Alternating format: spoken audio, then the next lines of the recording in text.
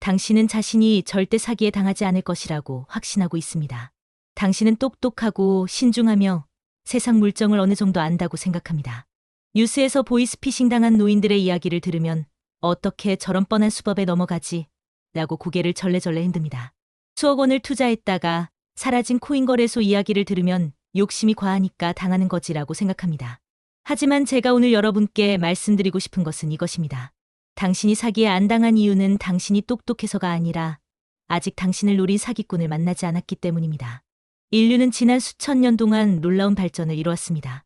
우리는 달에 갔다 왔고 인공지능을 만들었으며 질병을 정복하고 있습니다. 하지만 이상하게도 사기는 절대 사라지지 않습니다. 오히려 더 정교해지고 더 교묘해지며 더 많은 사람들을 집어삼킵니다. 왜 우리는 이토록 문명화되었음에도 사기 앞에서 무력할까요? 답은 간단합니다. 사기꾼들은 기술의 발전을 이용하지만 그들이 진짜로 노리는 것은 기술이 아니라 인간의 본성이기 때문입니다. 인간의 뇌는 지난 수만 년 동안 크게 변하지 않았습니다.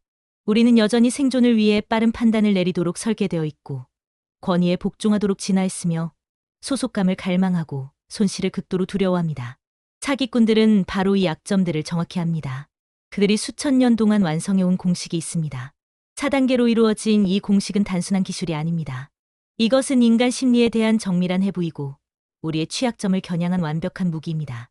그리고 가장 무서운 것은 이 공식이 너무나 자연스럽게 작동해서 피해자는 자신이 조종당하고 있다는 것조차 깨닫지 못한다는 점입니다. 그렇다면 사기꾼의 첫 번째 무기는 무엇일까요? 바로 권위입니다. 사기꾼은 절대 평범하게 등장하지 않습니다. 그들은 화려함으로 무장하고 나타납니다. 명품 시계, 고급 승용차, 화려한 사무실, 그럴싸한 명함, 전문 용어로 가득한 설명. 이 모든 것은 우연이 아닙니다. 철저히 계산된 연출입니다. 왜냐하면 인간의 뇌는 겉모습을 내용보다 먼저 판단하도록 만들어졌기 때문입니다. 심리학에는 후광 효과라는 개념이 있습니다. 한 가지 긍정적인 특성이 다른 모든 특성에 대한 판단에 영향을 미친다는 것입니다. 예를 들어 외모가 준수한 사람은 더 똑똑하고 신뢰할 만하다고 인식됩니다. 실제로는 외모와 능력 사이에 아무런 상관관계가 없음에도 말입니다. 사기꾼들은 이것을 정확히 압니다. 그래서 그들은 첫 만남에서 압도적인 인상을 심는데 모든 것을 겁니다. 2008년 12월 11일 월스트리트의 전설적인 인물이 FBI에 체포되었습니다. 버나드 메이도프 전 나스닥 회장이었던 그는 650억 달러, 우리 돈으로 약 72조 원에 달하는 역사상 최대 규모의 폰지 사기를 저질렀습니다. 영화감독 스티븐 스필버그, 배우 케빈 베이컨, 노벨 평화상 수상자 엘리 위젤 같은 저명한 인사들도 피해를 입었습니다. 메이도프를 생각해 보십시오. 그는 나스닥 회장을 지냈습니다. 월스트리트의 거물이었습니다. 그의 사무실은 맨해튼 한복판에 있었고 그의 고객 명단에는 할리우드 스타들과 노벨상 수상자들이 있었습니다. 그가 투자 설명회를 할 때 사람들은 그의 말 한마디 한마디에 집중했습니다. 왜냐하면 그는 이미 성공한 사람이었고 이미 권위를 가진 사람이었기 때문입니다. 사람들은 생각했습니다. 저런 위치에 있는 사람이 사기를 칠 리가 없어. 그는 이미 충분히 부자인데 왜 사기를 치겠어? 바로 이것이 권위의 힘입니다. 메이도프는 안정적으로 두 자릿수 수익률을 보장한다고 약속했습니다. 월 10% 안팎의 고수익이었습니다. 정상적인 투자자라면 의심했어야 합니다. 어떻게 매달 안정적으로 그런 수익률이 가능하지? 하지만 사람들은 의심하지 않았습니다. 왜냐하면 메이도프라는 이름 자체가 보증이었기 때문입니다. 나스닥 회장이 거짓말을 할 리 없다고 믿었습니다. 여기서 중요한 것은 피해자들이 어리석어서 쏟은 것이 아니라는 점입니다. 그들 중에는 성공한 기업가도 있었고 법률가도 있었고 의사도 있었습니다. 똑똑한 사람들이었습니다. 그런데 왜 속았을까요? 인간의 뇌는 에너지를 아끼도록 설계되어 있기 때문입니다. 모든 것을 일일이 검증하고 의심하는 것은 너무 많은 에너지를 소모합니다. 그래서 우리 뇌는 지름길을 택합니다. 겉모습이 그럴싸하면 내용도 그럴 것이라고 추정하는 것입니다. 이것은 대부분의 경우 효율적인 전략입니다. 하지만 사기꾼 앞에서는 치명적인 약점이 됩니다. 한국의 조이팔 사건도 마찬가지입니다. 조이팔은 의료기기 영렌탈 사업으로 사조해서 5조 원의 피해를 냈습니다. 7만 명의 피해자가 발생했고 30여 명이 절망감에 자살했습니다. 조이팔은 어떻게 이렇게 많은 사람을 속일 수 있었을까요? 그는 전국에 15개 법인과 50여 개 센터를 설치했습니다. 화려한 사무실이 있었고 직원들이 있었고 시스템이 있었습니다. 겉으로 보기에는 완벽한 회사였습니다. 더 교묘한 것은 그가 실제로 초기 투자자들에게 약속한 수익을 지급했다는 점입니다. 매일 소액의 이자를 지속적으로 지급했습니다. 이것을 본 투자자들은 확신했습니다. 이건 진짜야. 실제로 돈이 들어오잖아. 그래서 그들은 주변 지인을 끌어들였고 대출까지 받아가면서 재투자했습니다. 하지만 이것은 실제 수익금이 아니었습니다. 새로 들어온 투자자의 돈으로 기존 투자자에게 지급하는 전형적인 폰지 사기였습니다. 전문 용어의 사용도 권위를 만듭니다. 주식 리딩방 사기를 생각해 봅시다. 사기꾼은 절대 이 주식 사면 돈 벌어요 라고 말하지 않습니다. 대신 현재 MACD 골든크로스가 형성되고 있고 RSI 지표상 과매도 구간을 이탈했으며 거래량 프로파일 분석 결과 기관의 대량 매집 흔적이 보입니다라고 말합니다. 듣는 사람은 절반도 이해하지 못합니다. MACD가 뭔지, RSI가 뭔지, 거래량 프로파일이 뭔지 모릅니다. 하지만 바로 그 이해하지 못함이 신뢰를 만듭니다.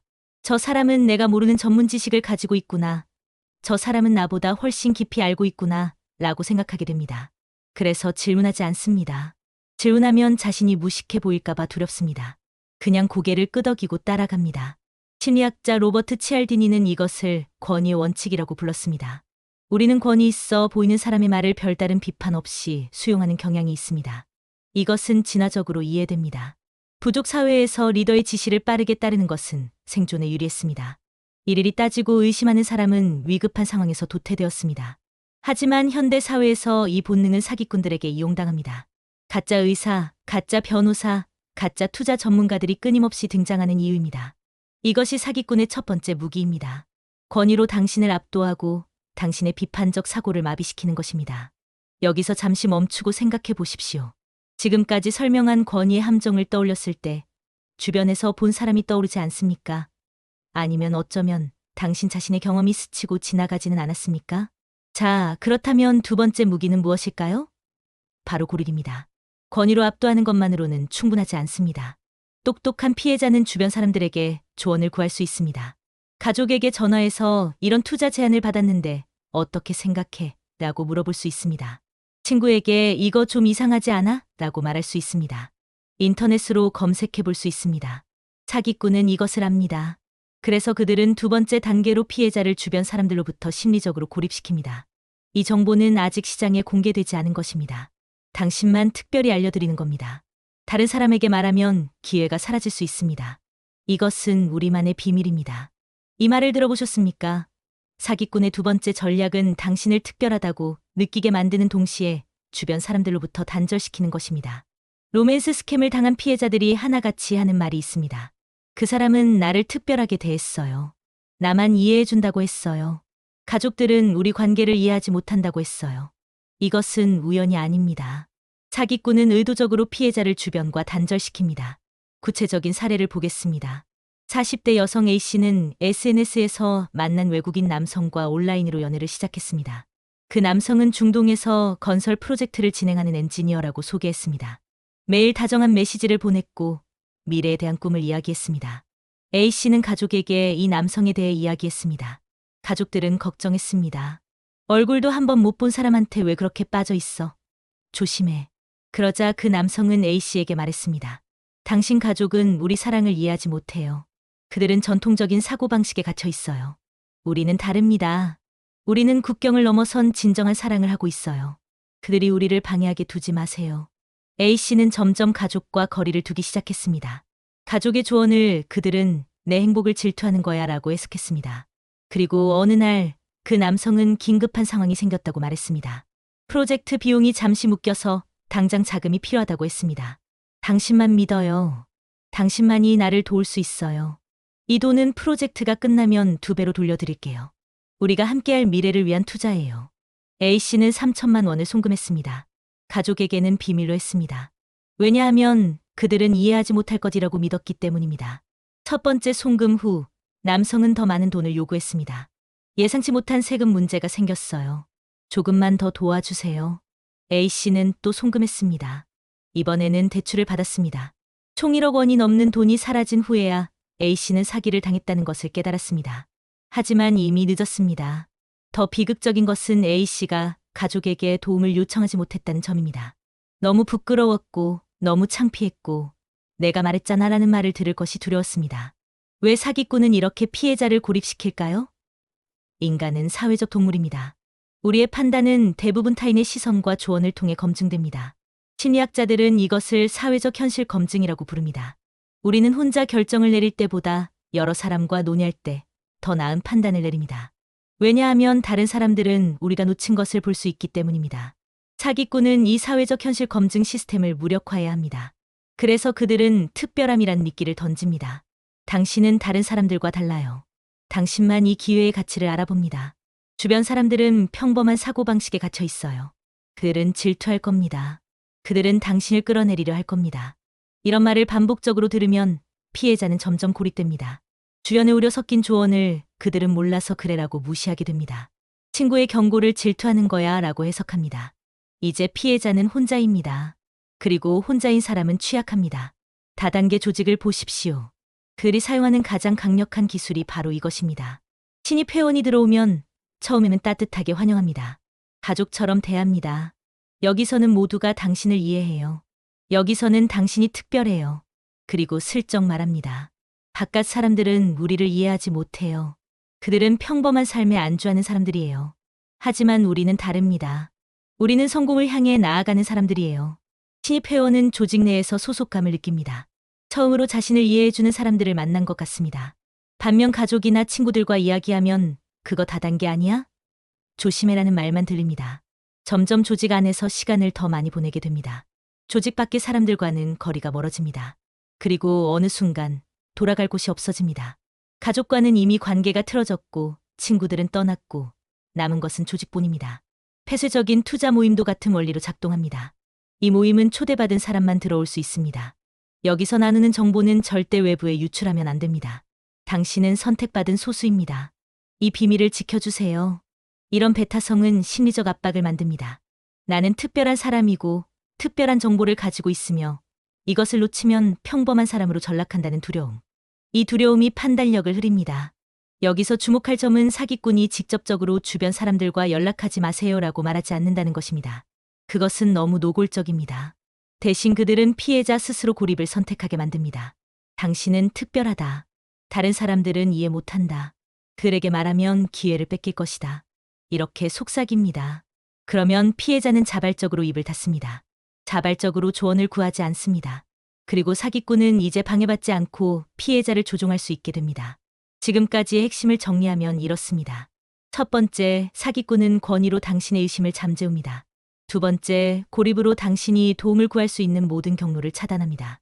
그런데 여기서 끝이 아닙니다. 피해자에게는 아직 기회가 있습니다. 집에 돌아가서 하룻밤 자고 천천히 생각해 볼 수 있습니다. 인터넷으로 검색해 볼 수 있습니다. 계산기를 꺼내서 숫자를 따져볼 수 있습니다. 냉정하게 판단할 시간만 있으면 됩니다. 사기꾼은 이것을 압니다.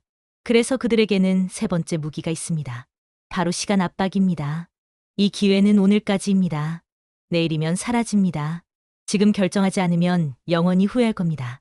지금 이 순간 다른 투자자들도 이 건을 검토하고 있습니다. 30분 안에 결정하지 않으면 기회가 다른 사람에게 넘어갑니다. 세 번째 단계에서 사기꾼은 시간이라는 무기를 꺼내듭니다. 시간 제한은 사기의 가장 강력한 무기 중 하나입니다. 왜냐하면 우리 뇌는 시간 압박 속에서 이성적 사고를 멈추고 감정적 반응으로 전환되기 때문입니다. 이것은 생존 본능입니다. 사자가 당신을 향해 달려오고 있을 때 앉아서 차분히 도망칠까, 나무에 올라갈까, 아니면 죽은 척할까를 분석할 시간이 없습니다. 즉각적으로 반응해야 합니다. 뇌과학적으로 설명하면 시간 압박 상황에서 우리 뇌는 전전두엽의 이성적 판단 기능을 건너뛰고 편도체의 감정적 반응을 활성화합니다. 전전두엽은 논리적 사고, 계획, 결과 예측을 담당합니다. 하지만 이것은 느립니다. 반면 편도체는 빠릅니다. 즉각적으로 반응합니다. 하지만 편도체는 섬세한 판단을 하지 못합니다. 단순하게 위험이다, 도망쳐, 또는 기회다, 잡아라고만 외칩니다. 사기꾼들은 인위적으로 이런 위기 상황을 만들어냅니다. 기획 부동산 사기를 보십시오. 주말에 호화로운 모델하우스에 잠재 고객들을 모아놓습니다. 버스를 대절해서 데려오기도 합니다. 모델하우스에 도착하면 화려한 인테리어가 보입니다. 넓은 거실, 멋진 전망, 최신 가전제품. 직원들은 친절하게 안내합니다. 커피와 다과를 제공합니다. 분위기가 좋습니다. 그리고 설명회가 시작됩니다. 이 지역은 곧 개발됩니다. 지하철역이 들어오고 대형 쇼핑몰이 생기고 학교가 신설됩니다. 지금 투자하면 3년 후 최소 2배의 수익을 기대할 수 있습니다. 사람들은 귀가 솔깃합니다. 그런데 여기서 끝이 아닙니다. 1차 분양은 이미 완판되었습니다. 지금 2차 분양 중인데 남은 물량이 얼마 없습니다. 오늘 이 자리에서 계약하시는 분들께는 특별 할인을 드립니다. 10% 할인입니다. 하지만 이 할인은 오늘까지만 유효합니다. 내일부터는 정상가로 돌아갑니다. 그리고 솔직히 말씀드리면 내일이면 남은 물량도 다 나갈 겁니다. 화면에 카운트다운이 시작됩니다. 계약 마감까지 2시간 남았습니다. 사람들은 초조해지기 시작합니다. 주변을 둘러보니 다른 사람들이 계약서를 작성하고 있습니다. 직원들이 바쁘게 움직입니다. 17호는 방금 계약되셨습니다. 23호도 계약 진행 중입니다. 분위기가 급박해집니다. 한 남성이 손을 듭니다. 저 가족과 상의 좀 해보고 싶은데요. 직원이 친절하지만 단호하게 말합니다. 물론 그러세요. 하지만 상의하시는 동안 좋은 호수들은 다 나갈 겁니다. 지금 남은 호수 중에 가장 좋은 것은 12호인데 이것도 다른 분이 관심을 보이고 계세요. 10분 후면 결정하신대요. 그 남성은 고민합니다. 집에 가서 천천히 생각해보고 싶습니다. 부동산 전문가 친구에게 물어보고 싶습니다. 주변 시세를 알아보고 싶습니다. 하지만 시간이 없습니다. 지금 아니면 기회를 놓친다는 공포가 밀려옵니다. 결국 그는 계약금 5천만 원을 냅니다. 집에 돌아와서야 내가 왜 그랬을까? 라고 후회하지만 이미 늦었습니다.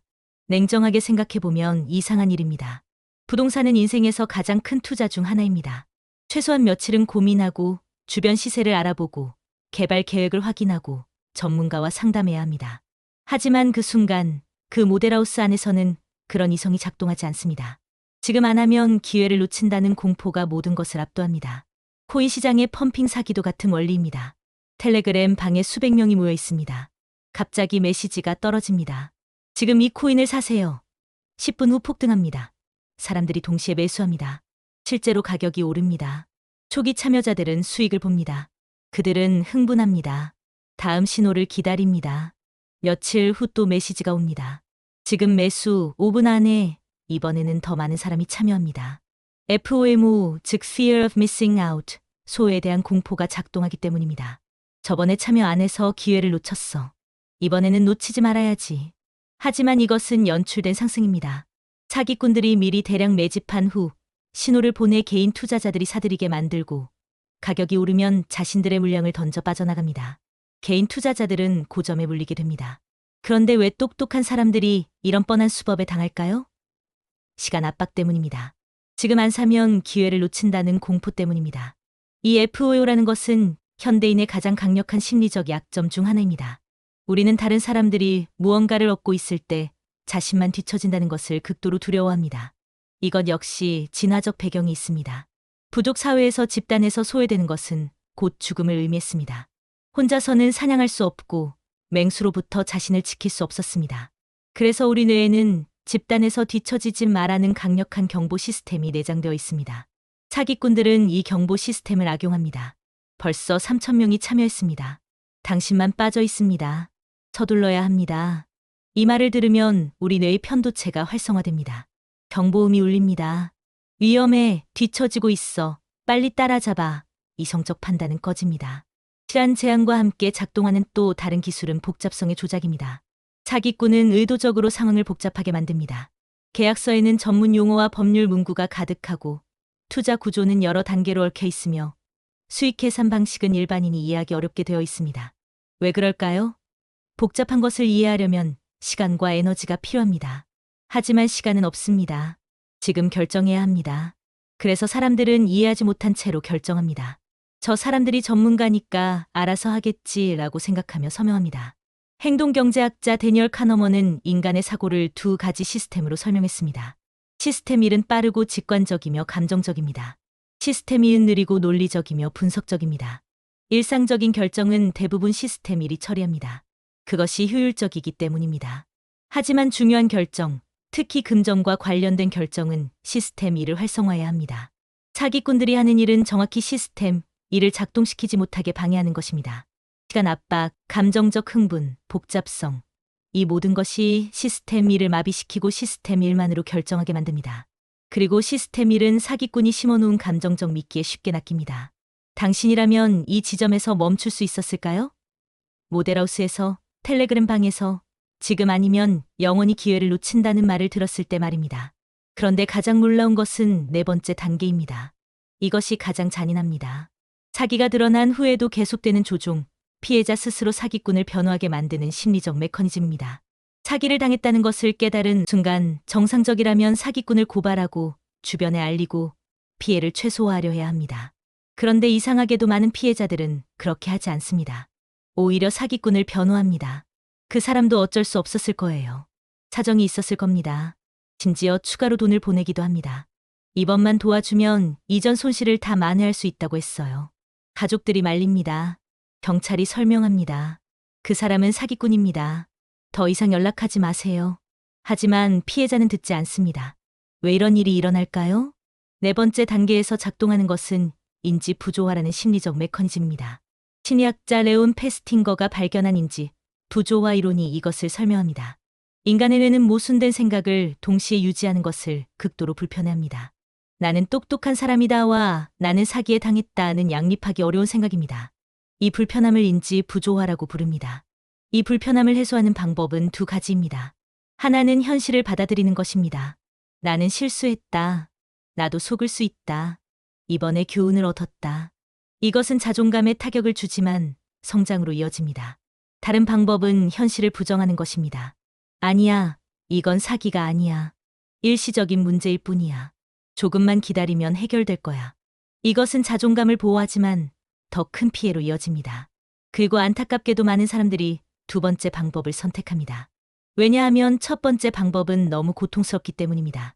자신이 바보였다는 것을 인정하는 것, 수천만 원 또는 수억 원을 날렸다는 것을 받아들이는 것, 주변 사람들이 내가 말했잖아 라고 할 것을 감내하는 것.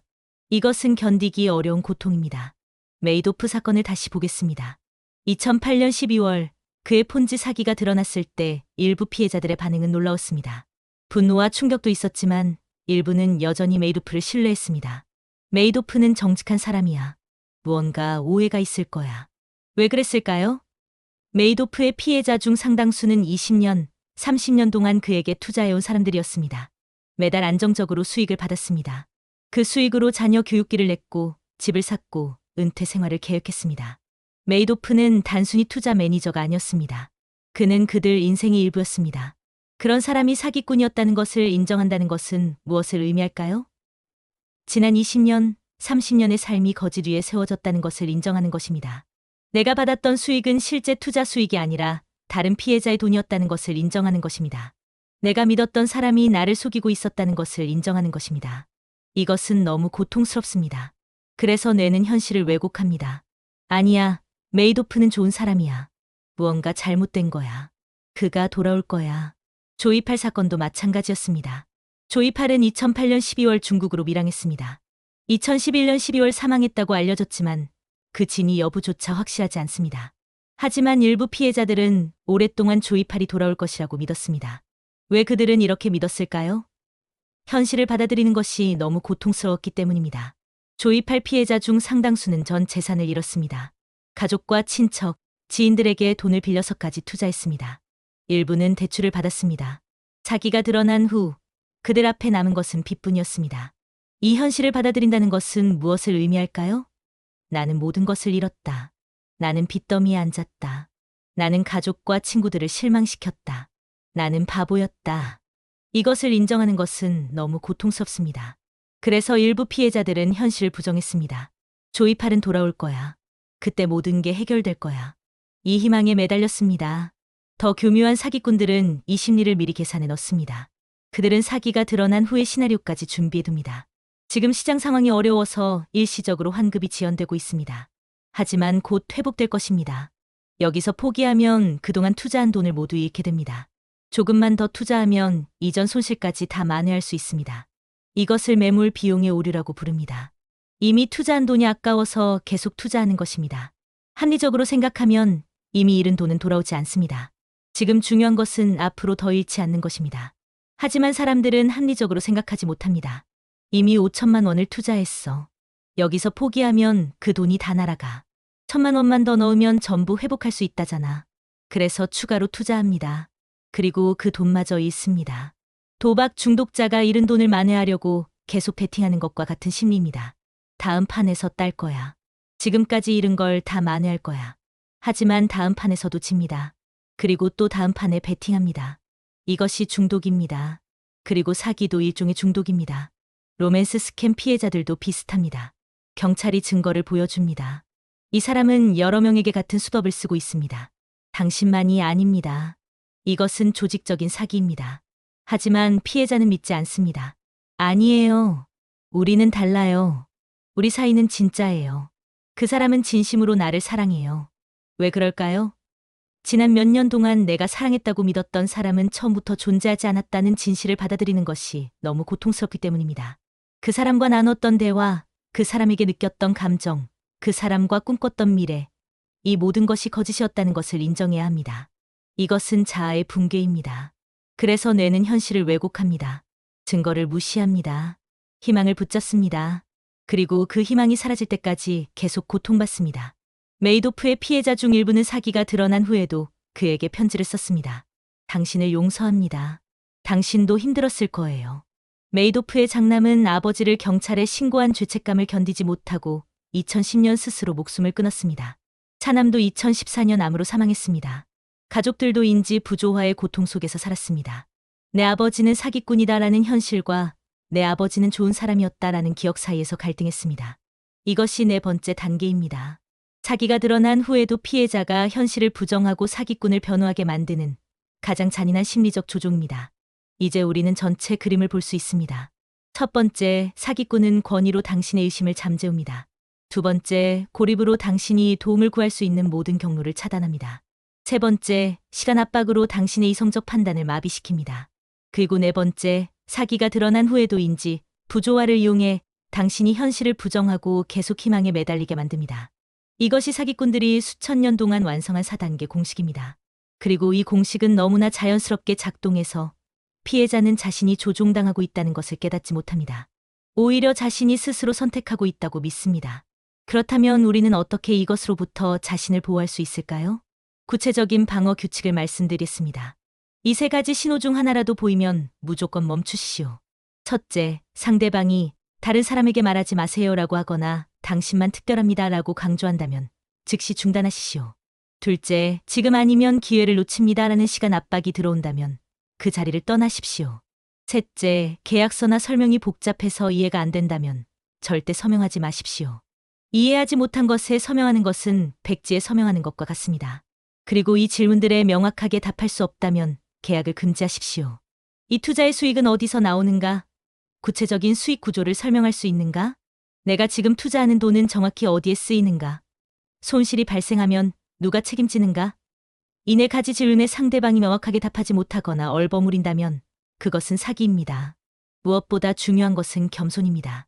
나는 절대 안 속아라고 확신하는 순간 당신은 가장 취약해집니다. 사기꾼들이 가장 좋아하는 피해자는 자신이 똑똑하다고 확신하는 사람들입니다. 왜냐하면 그들은 경계심이 낮기 때문입니다. 반대로 나도 속을 수 있다고 인정하는 사람은 조심합니다. 질문합니다. 검증합니다. 두 번째는 시간입니다. 어떤 결정이든 특히 돈이 관련된 결정이라면 최소한 하룻밤은 자고 생각하시오. 지금 당장 결정해야 한다는 압박을 느낀다면 그것 자체가 경고 신호입니다. 진짜 기회는 하루 이틀 기다린다고 사라지지 않습니다. 사라지는 것은 가짜 기회입니다. 세 번째는 독립적 검증입니다. 아무리 그럴싸해 보여도 제3자의 의견을 구하십시오. 특히 그 분야에 대해 잘 아는 전문가에게 물어보십시오. 그리고 중요한 것은 그 전문가를 상대방이 추천한 사람이 아니라 당신이 독립적으로 찾은 사람이어야 한다는 것입니다. 넷째는 단절을 경계하는 것입니다. 누군가 당신을 주변 사람들과 분리시키려 한다면, 당신에게 비밀을 유지하라고 한다면, 다른 사람들은 이해 못한다고 말한다면 멈추십시오. 그것은 조종의 시작입니다. 다섯째는 매몰 비용을 인정하는 용기입니다. 이미 투자한 돈이 아깝다고 해서 계속 투자하는 것은 손실을 키울 뿐입니다. 잘못된 결정이었다는 것을 깨달았다면 지금이라도 멈추는 것이 최선입니다. 자존심 때문에, 체면 때문에 인정하기 싫어서 계속하는 것은 파멸로 가는 길입니다. 인간은 완벽하지 않습니다. 우리는 실수합니다. 속습니다. 후회합니다. 그것은 부끄러운 일이 아닙니다. 그것은 인간이라는 증거입니다. 중요한 것은 실수에서 배우는 것입니다. 그리고 무엇보다 나도 속을 수 있다는 겸손함을 잃지 않는 것입니다. 그 겸손함이야말로 사기꾼의 4단계 공식을 무력화하는 가장 강력한 방패입니다. 당신이 겸손하다면 권위에 압도되지 않습니다. 당신이 주변과 소통한다면 고립되지 않습니다. 당신이 시간을 가진다면 판단력을 잃지 않습니다. 그리고 당신이 현실을 받아들인다면 인지 부조화의 늪에서 빠져나올 수 있습니다. 사기꾼들이 죽어도 숨기고 싶어 하는 이 4단계 공식, 이제 여러분은 알았습니다. 이 지식이 여러분을 지켜주기를 바랍니다. 더 많은 지혜는 지혜 수집관에서 확인하실 수 있습니다.